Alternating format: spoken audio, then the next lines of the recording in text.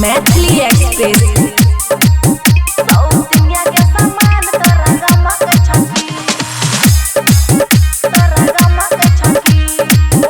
खुशी recording studio बलुआ। हाँ हम छिए करिया त ओ किचे गोर हो, इहा से ओकरा साथ काटे छो गुजर हो। एहो सुना, हाँ हाँ हम छिए कारी त ओ किचे गोर हो, इहा से ओकरा साथ काटे छो गुजर हो।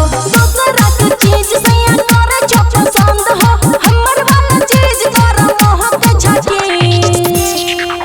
सौतिनिया के समान तोरा गम के छकी, सौतिनिया के समान तोरा गम के छकी, सौतिनिया के समान तोरा गम के छकी।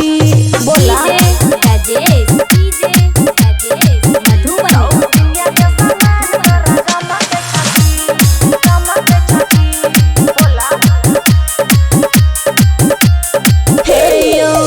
पीछे सैया ओकरा में जे हमरा में नहीं मिलैया, हमरा रहित चीज वहाँ के दोसर के भावैया।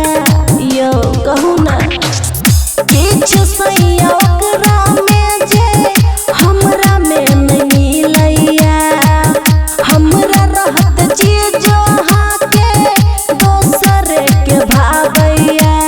पूछे छी हम एगो बात सोचे सोचे कहू ने, खीरा जेना ओकर सैया गम के छकी।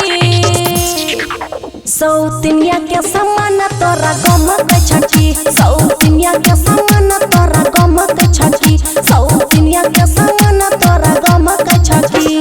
DJ Rajesh, DJ Rajesh Madhubani. तोरा गम के छकी,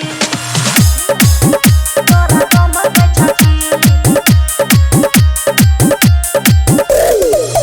कहै छिए कहे ओहे छै हमरा दिल में, अमन अक्की सैया छिए मुश्किल में। हे यो कहै छी कहे ओहे छै हमरा दिल में, अमन अक्की सैया छिए मुश्किल में। हमारा से झगड़ा करे छी बारी बारी, सौतिनिया के सैया है चमक छकी। सौतिनिया के समान तोरा गम के छकी, सौतिनिया के समान तोरा गम के छकी, सौतिनिया के समान तोरा गम के छकी। खुशी रिकॉर्डिंग स्टूडियो बलुआ।